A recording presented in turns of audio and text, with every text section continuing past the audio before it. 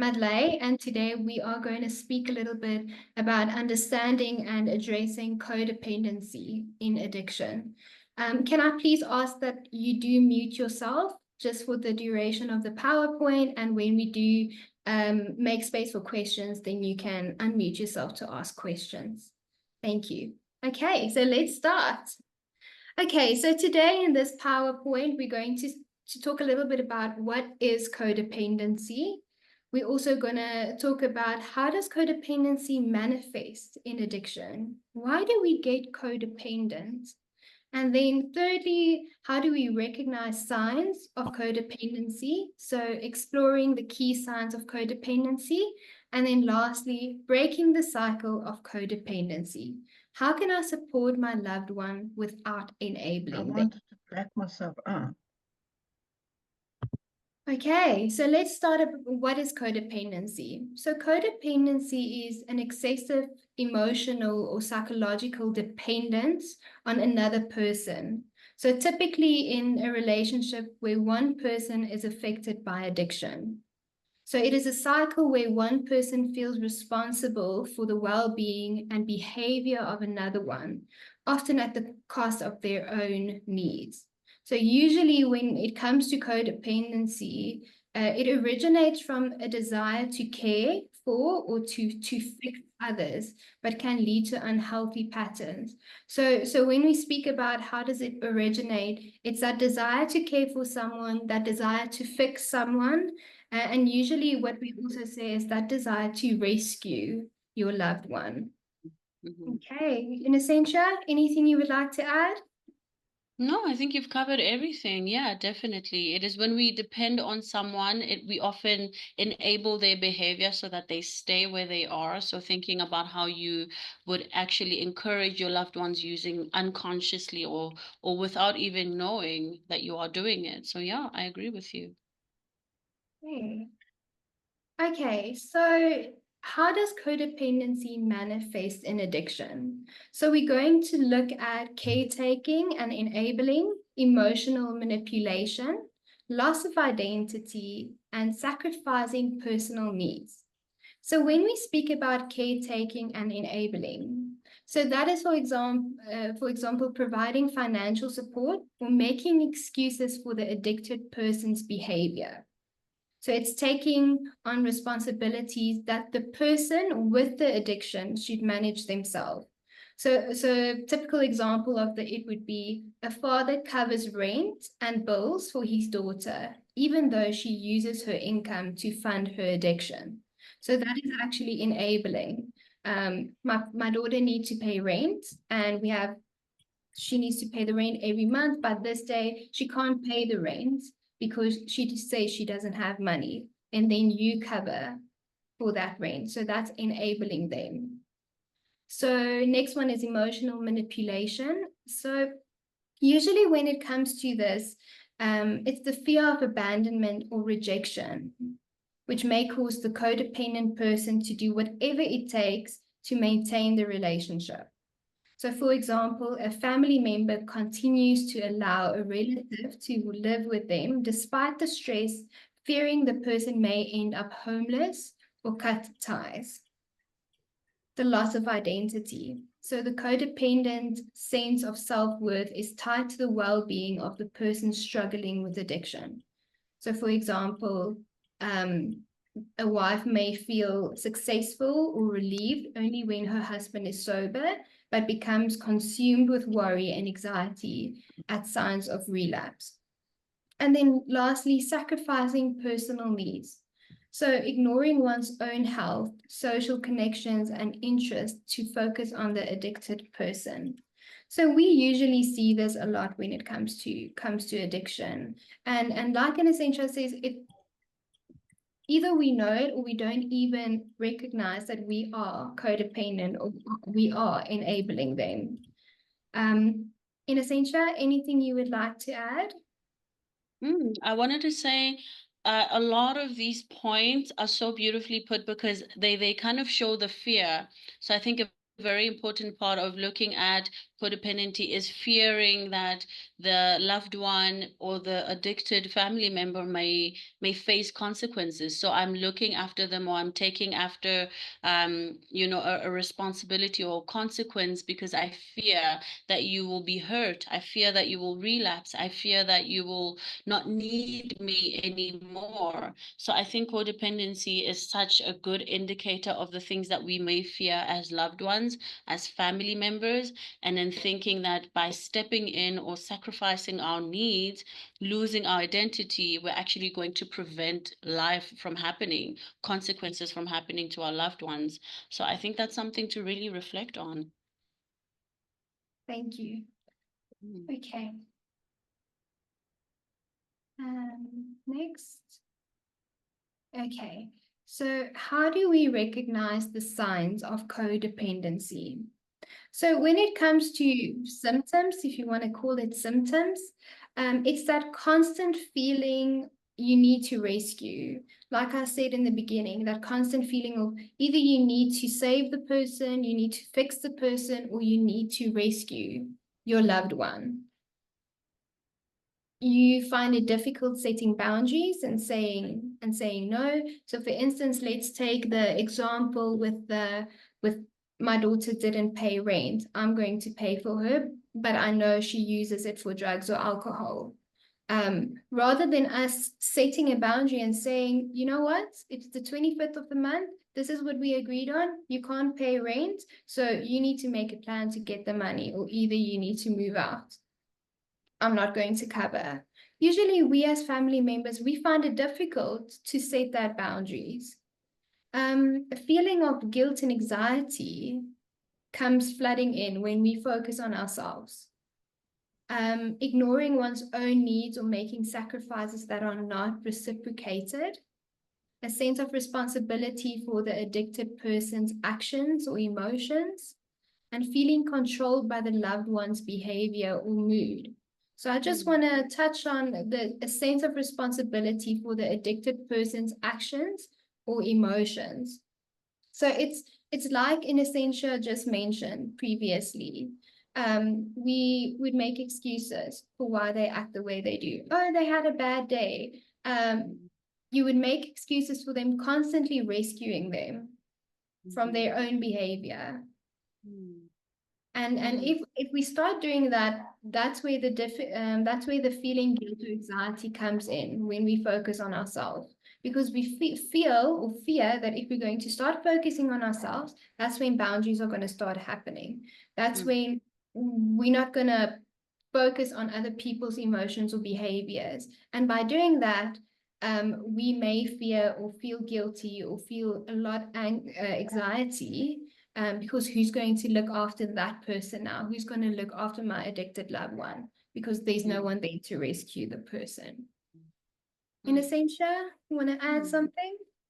I think definitely the same point of a sense of responsibility and the selfishness of feeling selfish when we're looking after ourselves. It also speaks to the fact that the guilt that we feel can also be because we feel that we're not saving them, we're not helping them. So I think codependency does show up as I want to do the best that I can for my child, for my daughter, for my loved one. And it can show up as you are actually neglecting yourself, your needs, you're neglecting your budget, you're paying their rent instead of looking after your things. So I think in terms of taking responsibility, it is the same thing with our addicted loved ones. We need to let them take responsibility of their things and then be able to look after ourselves. We can't rescue somebody at our own detriment. But I think also the very last point is so important, where if our loved one is in a bad mood, we're also in a bad mood. And if we're in a bad mood, we are unable to look after ourselves. So feeling controlled by somebody else's mood can be so debilitating, because if they're having a bad day, that means you're also having a bad day, and you want to do everything that you can to help them. So I think, yeah, I definitely do resonate with these points. Yeah. Most definitely. So this is the signs you need to look out for. Next, so breaking the cycle of codependency. I just want to see whether we skipped a point, sorry. No. Okay. So when breaking the cycle, we will focus on 4 points. Okay. So self-awareness and reflections, setting healthy boundaries and allow consequences, focus on self-care, and then seeking professional support. So when we think about breaking the cycle, let's start with self-awareness and reflection. So recognize and accept your patterns as individual. For example, do you feel anxious or guilty if you aren't able to help your loved one immediately?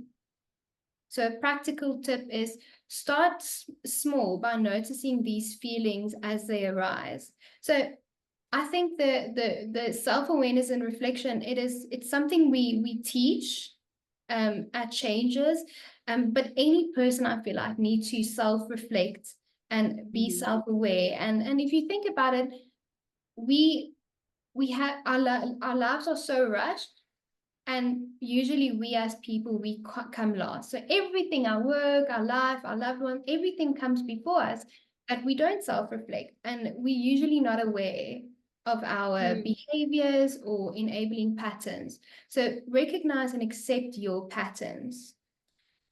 Journaling and therapy. So, for example, keeping a journal to track moments when you feel obligated to step in for your loved one's actions.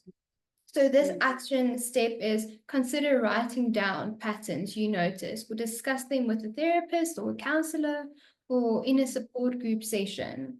So I think these two tie in very well. So if you start recognizing, sure, I'm feeling guilty, I'm feeling anxious, I feel worried, because I need to help my loved one. I can't do it immediately, but I feel like I need to do it now. So you put everything you need to do aside to help them.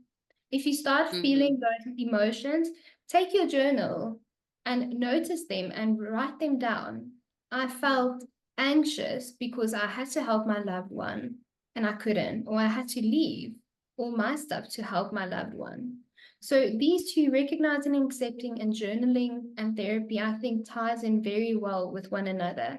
Because if you start becoming self-aware and you start writing them down, you start to process what's going on. Then, in Essentia, something you would like to add on that point? Yeah, I definitely do think self-awareness should be the first step. I think if we want to fix anything, we need to be aware of when we are doing it, right? Reflecting also speaks about understanding if this is a good thing or is a bad thing and how it affects us. But I think definitely therapy can help us in terms of dealing with that. Where did I learn that? Where did it come from? You know, what are the negatives, the positives? What do I need to let go of first, right? But I think it can be a difficult step to do as a family member. We need to be able to learn to differentiate between am I helping or am I hindering? Or when I let them sit with their consequences, am I being a bad parent? You know? Another thing is, as family members, we tend to tie our family members' addiction to ourselves. If my husband is addicted, then that means I'm a terrible wife. If my son or daughter is addicted, then that means I'm a terrible mother. So understanding that your self-awareness is important to what did you do in this situation. The best that you can do is not contribute negatively, and being codependent is contributing negatively. So I really like self-awareness as reflection in terms of journaling, therapy, and doing what we're doing right now, support, you know, definitely. Okay, thank you. So let's move on to setting healthy boundaries. So learning to say no and respecting your limits. I think when it comes to setting healthy boundaries, every person struggles with that some point in their life. So learning to say no, and respecting your own limits. But I want to go back to self-awareness and reflection to say, if you're not self-aware and you do not reflect on your patterns, your needs, what do I want, what do I need, you will not be able to, let's say, go to the next step and learn to say no and respect your own limits. Because how are you supposed to know your limits if you don't self-reflect? So, for example, if your loved one asks for financial help, but it impacts your own stability. Practice saying, I can't support that right now. Mm. So let's go back to that first example when it comes to the signs, where the dad would pay for his daughter's rent because she can't pay it because she uses all her money for drugs and alcohol. This is a typical example where you can go in and say, I can't help you financially because it's going to impact my own stability. I also have few like stuff I need to pay, things I want to do. So I can't support that right now. Mm. And another, when it comes to setting healthy boundaries, establish clear expectations. Mm. So for example, communicate that you can provide emotional support, but won't make excuses for their behaviors. So a practical tip with this would be to avoid confusion, write down your boundaries and share them clearly with your loved one. I think usually Mm. when it comes to this conversation, it can be a very daunting conversation to have, to say, I need to sit down with you and I need you to listen to my boundaries. Because if you think about the symptoms and the sign we just spoken about, that I have the fear of abandonment. I have the fear of, if I'm going to say something, I'm going to set boundaries, it might push them away from me. And if they're not there and I push them away, how am I supposed to rescue them? In Essentia, you want to add something? I definitely agree, right? I think definitely in terms of connecting it with the signs, it helps figure out why. So setting a boundary is difficult. It is really is a hard thing to do. But I think a good thing to learn is in terms of a boundary, just remember to phrase it in terms of I feel um stressed when you spend all your money on your substances. Therefore, I won't be able to support that or support you right now financially. What I will do instead is try to help you set up a budget, So understanding that this is not a fight that you are having with a loved one. It's understanding that you are communicating something that will help you be healthier and more stable. You're not hurting them or being a bad parent or a bad family member, and understanding that this is to protect you and it is also for your family member to grow. We can never grow as people if we don't hear the words no, if we don't get to figure out where we need to improve, right? So I think in terms of just saying, I need rest, so I'm going to set this boundary so I can rest properly. Mm-hmm. And when setting healthy boundaries, to have a consequence. So usually when we try to set boundaries, we will set the boundaries and say, I need rest right now, or I can't support you financially right now. And then we leave it there. And usually what happens is you do get the people that's like, okay, well, if I overstep this boundary, what is going to happen? Let me poke the bear a little bit and see. So when setting a boundary, having a clear consequence to say, if you're not able to pay my rent for the next 2 months due to your choices and your behavior and your actions, I am going to ask you to move out. Please don't ask me to help you financially.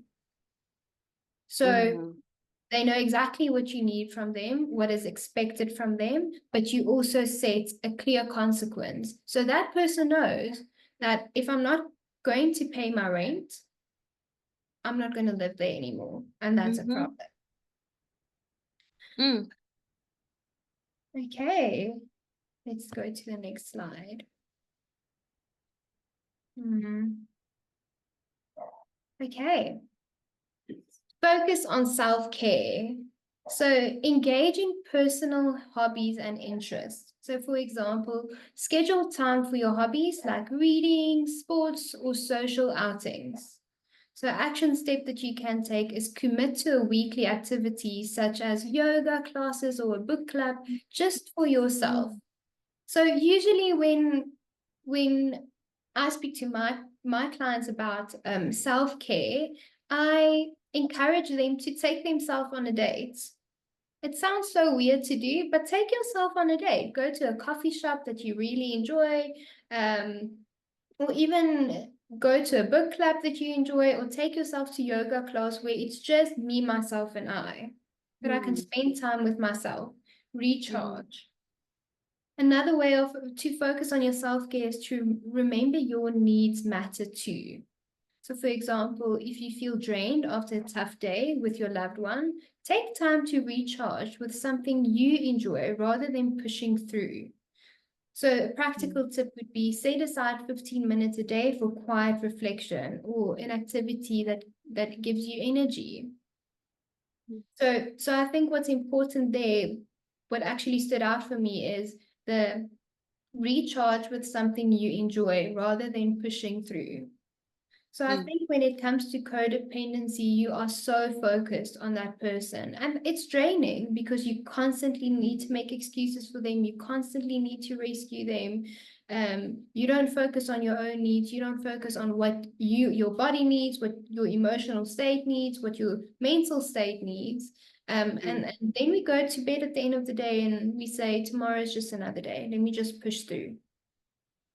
And I think it's important to take 10 minutes or 15 minutes to just set aside and quietly reflect, whether it's like taking a bath with a lot of bubble bath and candles and say 15 minutes is just for myself.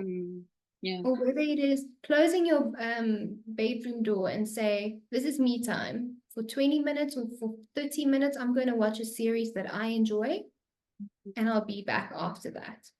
You want to add something? No, I think you covered most of it, but basically it's self-care is understanding that other things exist between work, besides work and sleep. So we need to fill our lives with things that energize us, that restore us, that make us happy. And therefore, when we spend our time elsewhere, we tend to have less time to focus on our addicted loved ones. We are doing things that make us feel good, that let us know that we are indeed individuals, you know? So removing ourselves from the codependency is definitely becoming more of an individual. And a great way to do that is to just get a hobby, you know, do something fun. So I agree. And I think so. Usually, when it comes to the family support group, I love doing a PowerPoint on self-care. And before I move on to seeking professional support, I think there's the myth when it comes to self-care is self-care is expensive.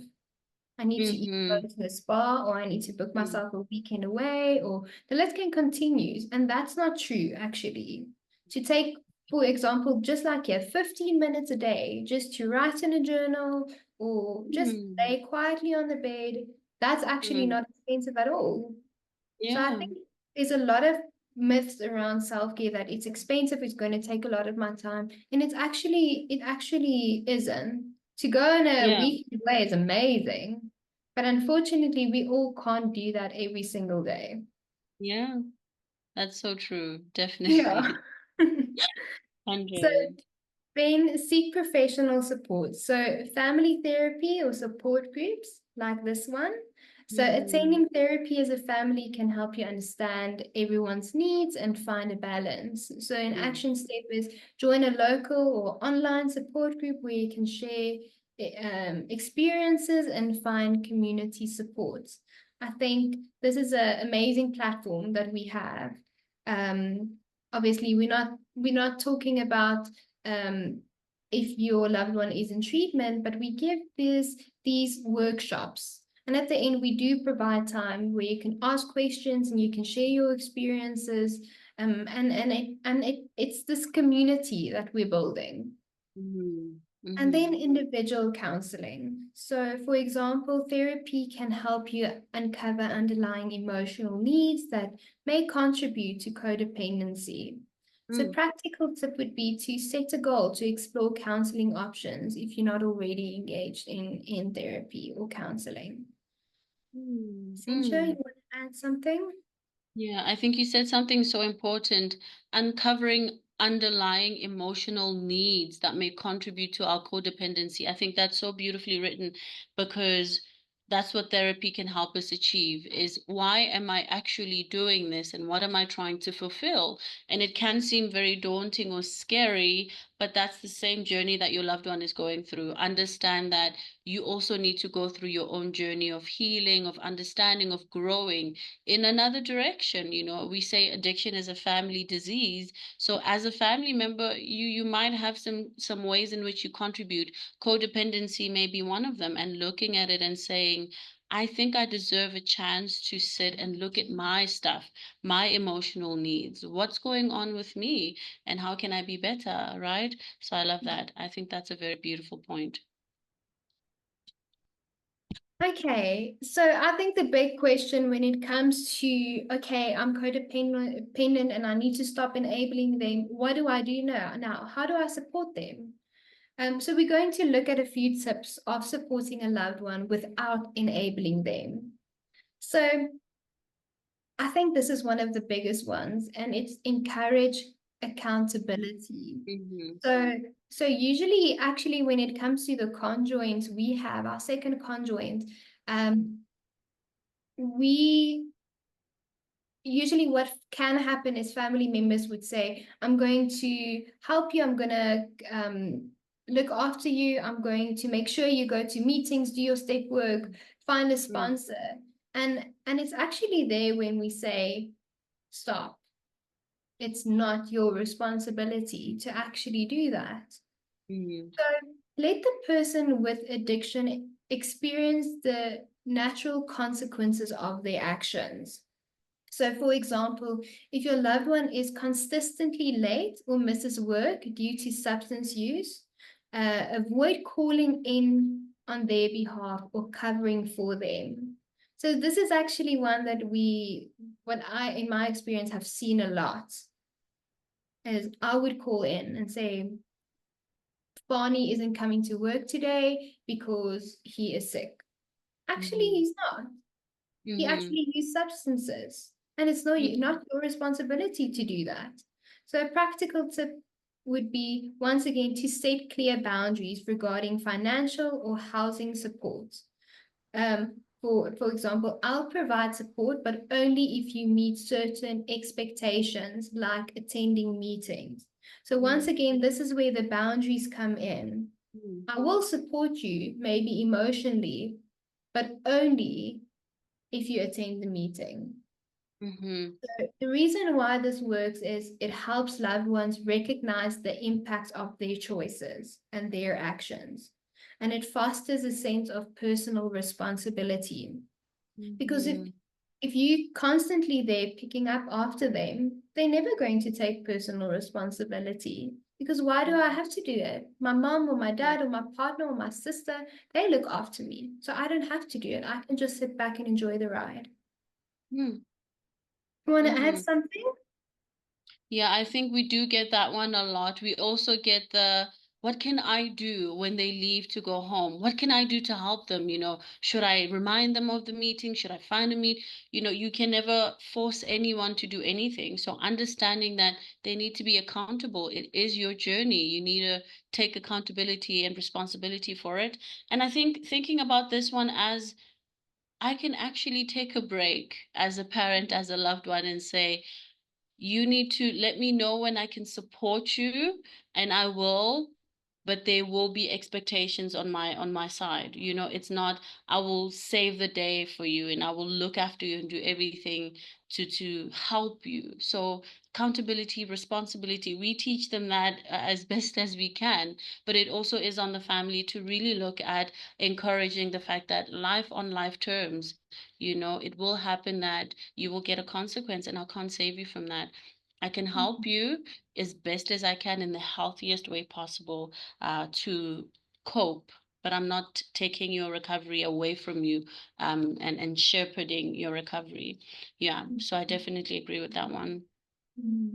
It ties so beautifully in with the next one that says offer support without taking control. So show empathy and care, but avoid taking over responsibilities. So for example, instead of managing your loved one's finances or scheduling their recovery activities, ask how you can help them in making their own choices. So usually we see this as well. Family members would say, from 8 to 9, you're going to exercise. From 9 to 11, you're going to join an online meeting. Then from this time, you're going to call your sponsor. Then I'm going to make sure from 1 to 3, you sit and do your step work. Right. Where are you in all of that? So stop managing or scheduling their recovery activities. Once again, it's their responsibility. It's their recovery. So rather ask, how can I help you make your own choices? So practical tip is reframe offers to promote autonomy. Instead of saying, let me do that for you, try, how can I support you in handling this? So when you do that, your loved one or the person in recovery can also then explain what they need from you. Because usually when we say, let me do that for you, or I will do that for you, or you need this, maybe that's not what they want, or maybe that's not what they need at that moment. So the reason why this works is it reinforces trust and empowers loved ones to regain control of their lives. You want to add to that? There's a question first. Do you want to do that now, or do you want to do that later in terms of consequences and accountability? So I think what we can do is let's hold the questions till later, and then we can answer the questions together.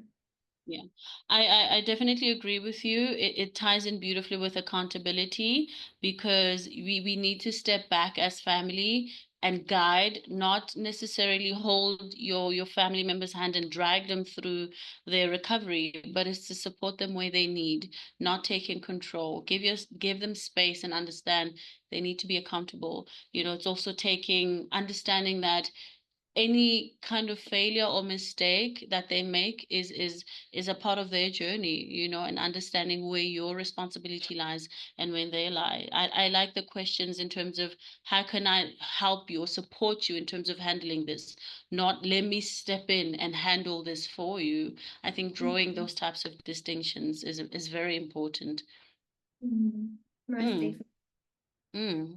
Okay, so focus on positive communication. So use I statements to express your feelings without blaming. So in Essentia touched on that when she spoke about boundaries. I feel stressed, and then you continue your statements.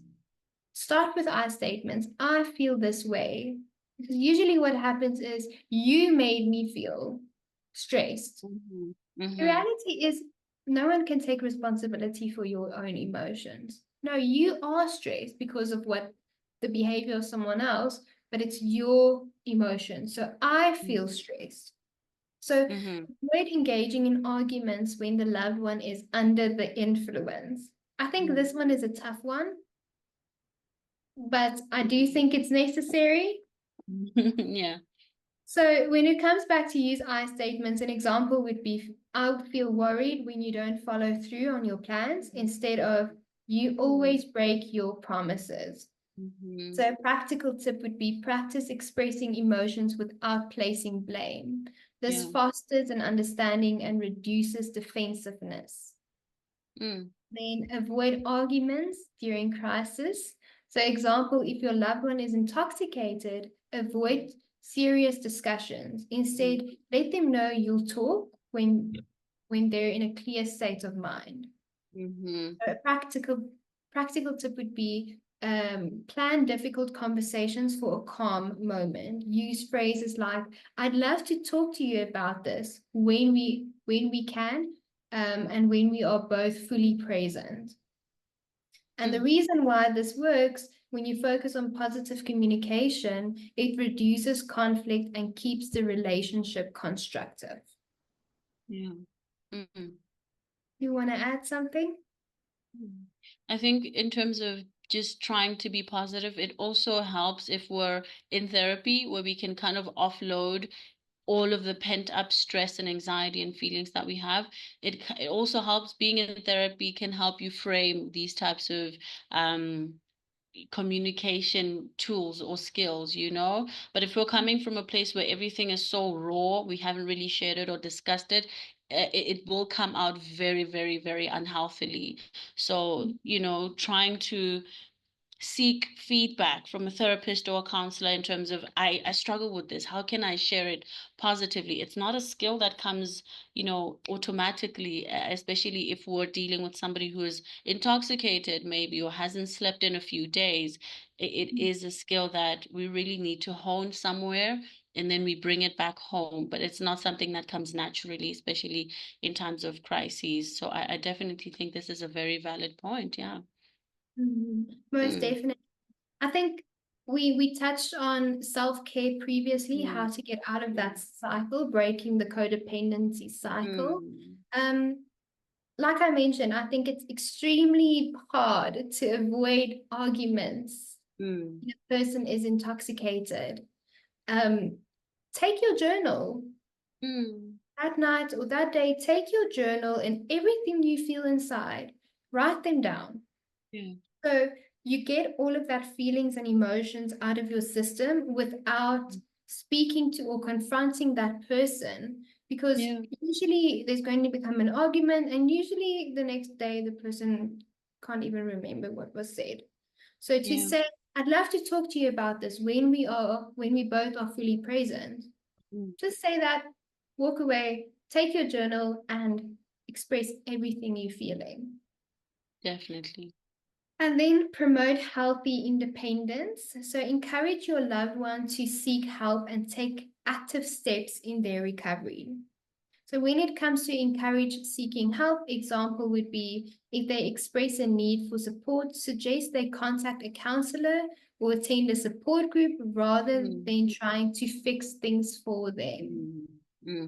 So I would like to add to contact your counselor or support group, that this is where meetings come in. This is where their sponsor comes in. Contact them. So by doing that, you are supporting them, but you are also giving them the responsibility that they need to reach out to people that is in their support network when it comes to their recovery. Because you, as a family member, you are not the sponsor. You are not the people that's going to be a part of the meetings. So a practical tip would be offer resources such as a phone number for a local support group without forcing them. So once again, expressing by saying or suggesting, please call your sponsor.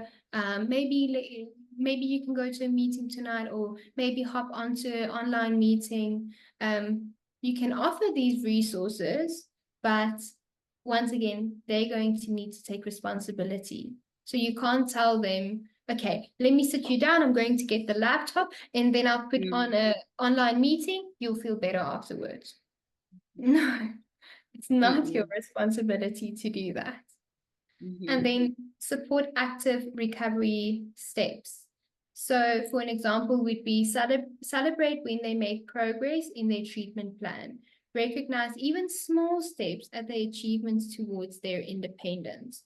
So a practical tip would be to set up small independent goals like managing a daily schedule or attending weekly group meetings. So the reason why this works, it helps loved ones build self-efficiency and confidence in their ability to manage their recovery. So I think when it comes to support active recovery steps, usually at Changes on a Monday, we help them set goals. We help them, we call it SMART goals. And just for that week, this is what do they want to achieve in that week? And a way that you can celebrate that with them is, let's say when it comes to Sunday night, sit with them and go through them, have a conversation with them around their goals. And did you achieve it? And how did it feel to achieve the goals? But not to step in and say, you haven't washed the dishes and you said you're going to wash the dishes every single night because that's your goal, and force them to do it, because they're not going to grow in confidence if you keep on doing that. You want to add something? Yeah, I think independence is a very important part of recovery. I think it's an independent journey. We often say, you know, you got yourself into this, you need to be strong enough to get yourself out, and you are, right? So as family members, is understanding that your beloved one needs to exist outside of you, needs to exist outside of your care, your love, your support. They need to be able to stand on their 2 feet, and this is what it is.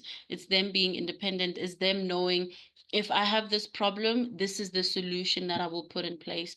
They will only, or they should only involve you when they really have tried all avenues, or they just need advice, because we do let them know, you know, ask for advice, be open to feedback, but they shouldn't really just hold on to every word you say, because that's also codependence. But they should be able to say, you know what, I've tried this and this and this, and it's not really working. What do you think? You know, and that's what we want to see.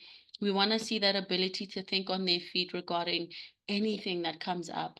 For us as family members, this looks like being able to support them when they are growing away from us. It's the same like the empty nest syndrome, where I'm so scared of them to just go.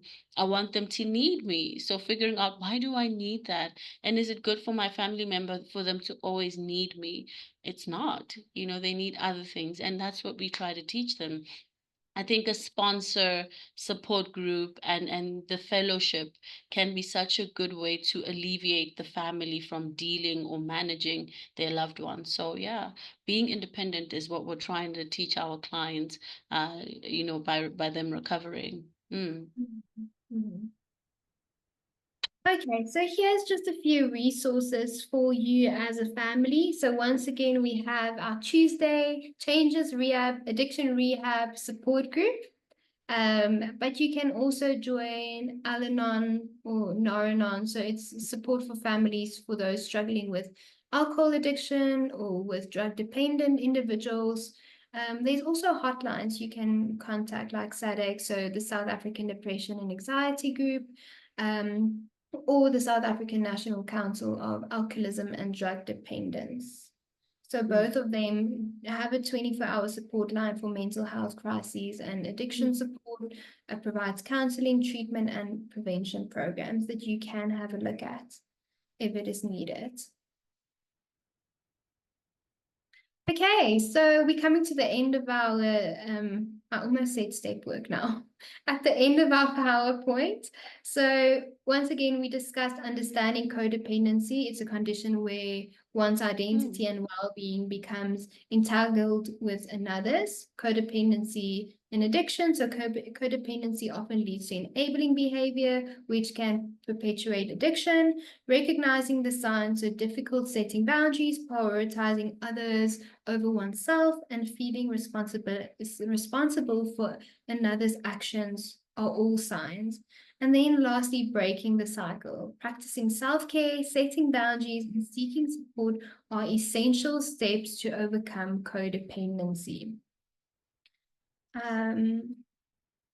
So final thoughts. Taking care of yourself is one of the most powerful ways to show your loved one that recovery is possible for both you and your loved one.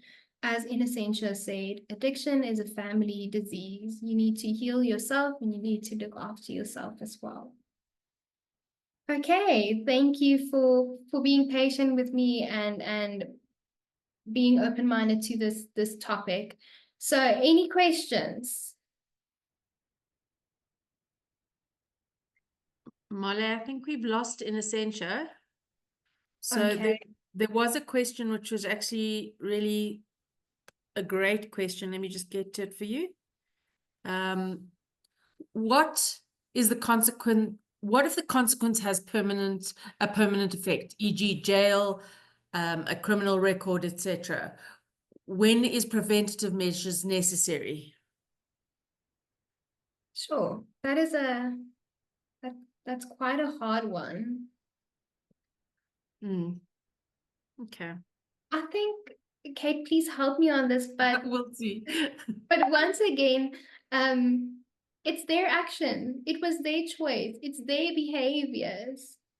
It's not your responsibility to make sure that they don't go to jail or get a criminal record. But because once again, you're taking responsibility for their actions. You are putting it on yourself. That's just my 2 cents with this, Kate. Yeah, and I think you're spot on. I think, there's only so much rescuing you can do. And if somebody is at the point where their actions is having huge impact, like a jail sentence or criminal record, what are you actually saving them from? Because clearly their addiction is way out of control and could cost them their life if that's where they're presenting. So you're not saving them from themselves, and in some way you're permitting that behavior. And absolutely, it is incredibly difficult, but there's got to be a consequence for their behaviors. If you choose to rescue them from that, what then is their consequence? So you as a family need to decide what that's going to be, in terms of preventing them from destroying their life completely.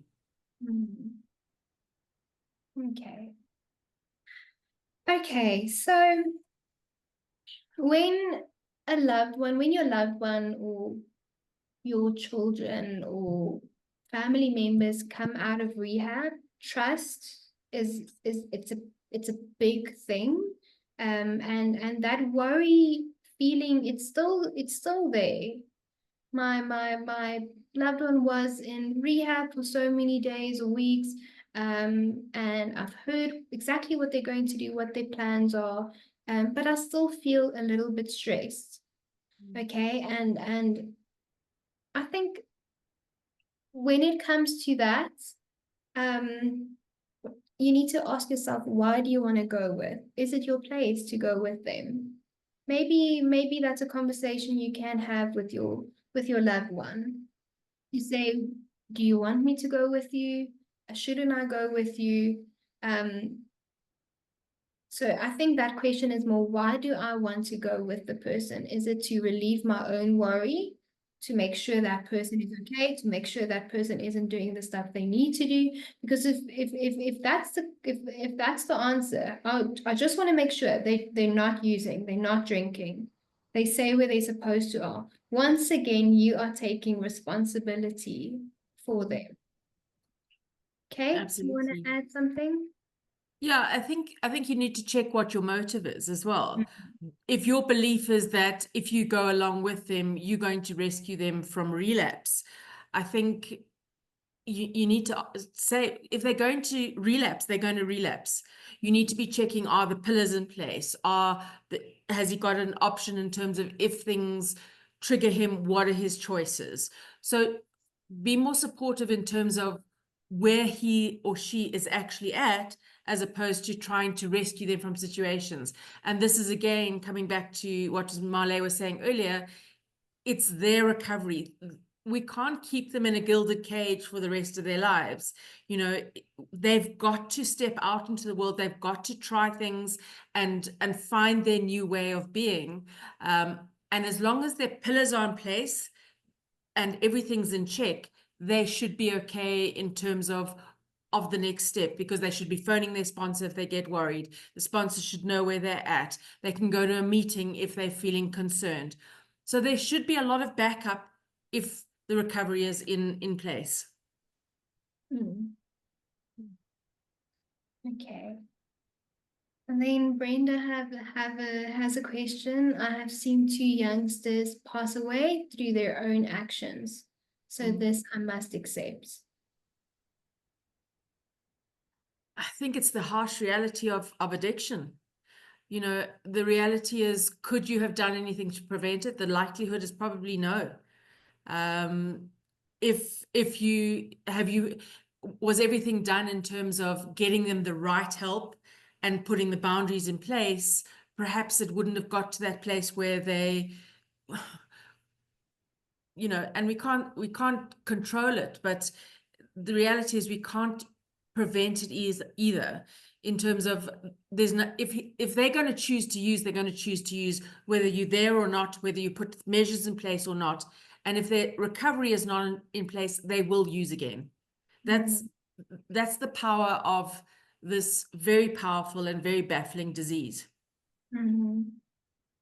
Yeah, I don't have Marlé? anything to add with that one.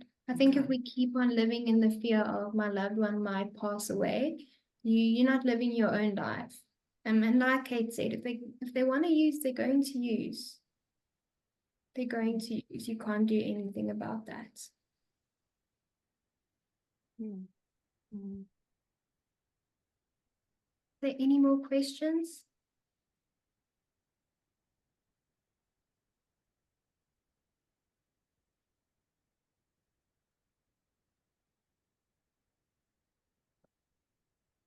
Anybody want to share how they've put boundaries in place or check their own codependence? It's always nice to hear somebody who's actually worked through it and seen the results of actually putting in place.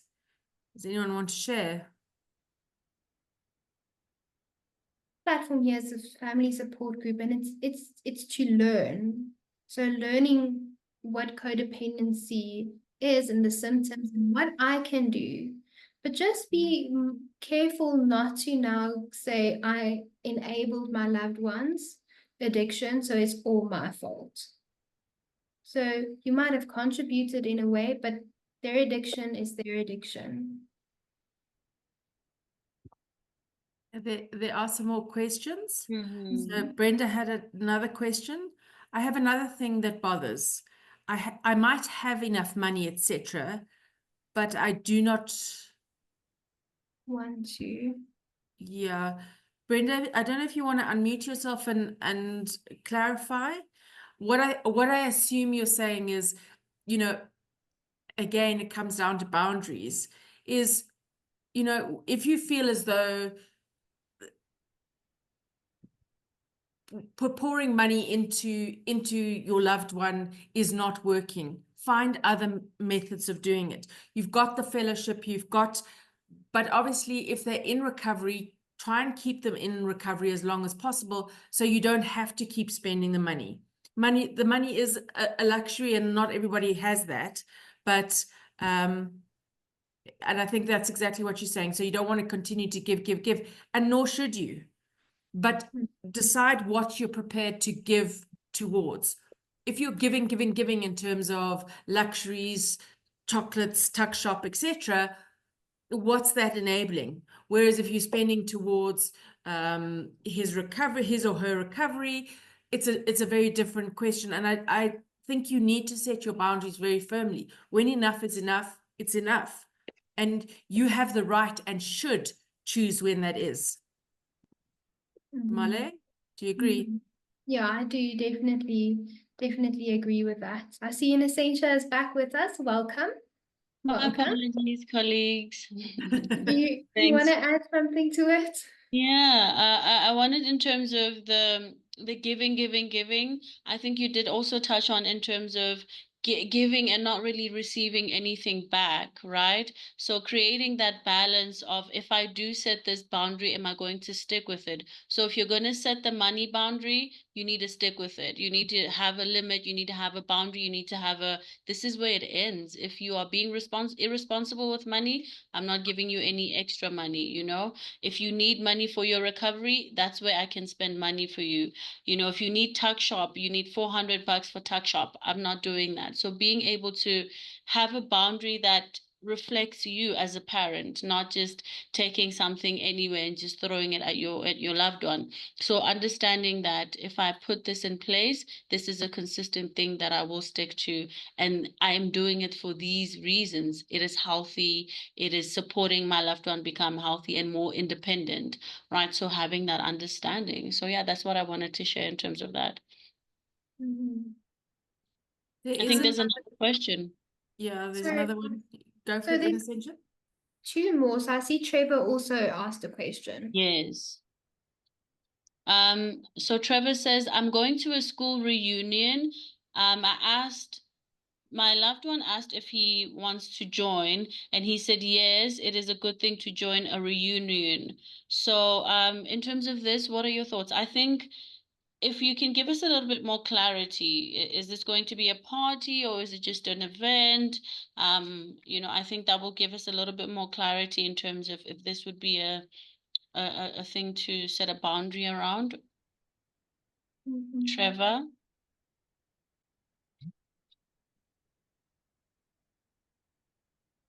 Yeah, I'm not understanding that question 100%.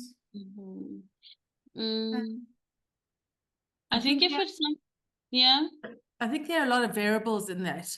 And I think, you know, joining the reunion with you might not be the best thing. I don't know what the intention is or what your thinking is around joining that. Because if it's a big boozy lunch then it's not a good idea. So, and again, I think in linking back to your previous question, is it more around having your loved one with you so you can keep an eye on them, or is it about you spending time together? So I would check what your intention is around that, and perhaps, you know, set up some boundaries and consider what is in the best interest of the loved one and yourself. Mhm. And then Cindy's question, do you want to take it in, Essentia? It says, Cindy says, my child is not attending group meetings despite our communication and encouragement. Boundaries are in place. He doesn't live with me. What else can I do to let him have a mind shift? Marlé, do you want to go? Or should I? I think you can go first. I think in terms of this, it's the same thing in terms of our need to control, right? We can't necessarily control our family members' behavior. We need to be able to let them shepherd their own recovery. The boundaries that we've put in place, they need to come with consequences. Like Marlé said, if we have a boundary, there needs to be a consequence that follows if that boundary is not met. So if you're not coming to meetings, therefore we're going to test you, or therefore, I need to see some action. I need to see you taking, that seriously. If you are not doing that, then this is the consequence that I can put in place. So we can't make anybody have a mind shift, unfortunately. I think if we could also give them that mind shift, it would be a very easy process for them to recover. But setting the consequence, being honest with them, and communicating. I'm worried about you because you're not going to meetings, and I feel that this is a very dangerous thing to do. We had agreed, keeping them accountable and fostering that this is something that you said you would do, that is pertinent to your recovery. If you don't do it, you can't come to my house, or I'm not going to support you if you are not looking after your recovery. So what would the consequence be? I think that's something that you need to start thinking about. And I think it does also speak to, as soon as your loved one reemerges into society, starts reintegrating, you need to have had that conversation, set up a contract where you know what is acceptable and what is not acceptable. You both know what the consequences for the behaviors are. So you don't get into this kind of gray area where you don't know what to implement as a consequence.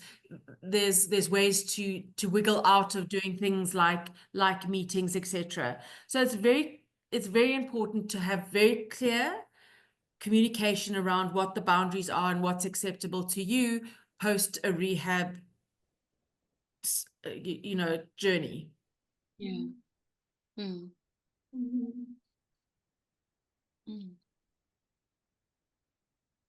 Yeah, I do think that's all you can do. Set the boundaries Yeah. with consequences. You can't make them have a mind shift. And Definitely. sometimes we really want to, Mm. but we can't do that. Yeah, I think that the feedback that Kate did give still quite applies. Also think about your recovery, your recovering loved ones' ability to kind of withhold or be ready to deal with whatever pressures or whatever influences or kind of vibes that would be there, if they are going to be able to sit and enjoy the time without feeling triggered, which is quite difficult in a social setting where there will definitely be alcohol. We always say don't put your recovery at risk at all. So if it is in any way a social activity that is going to require you being the police and policing their recovery, I would say don't do it. It needs to be of their full willingness and their full ability to say, I'm not in a position to drink and I'm not doing that. Any kind of social event in the early days is very risky. It can lead to relapse. It's quite hectic. Usually we do tell them, as an essential say, don't test your recovery, because when they go out of treatment, they're usually very positive and I'm ready and I can do it, and we encourage that. But we also say, please don't go and test your recovery, because your addiction is currently out there doing his push-ups and gymming. He's ready for you because your addiction is strong. So I wouldn't encourage him to taste that and say, let's go, like an essential said, for you to be the police just to make sure he or she's okay. Yeah.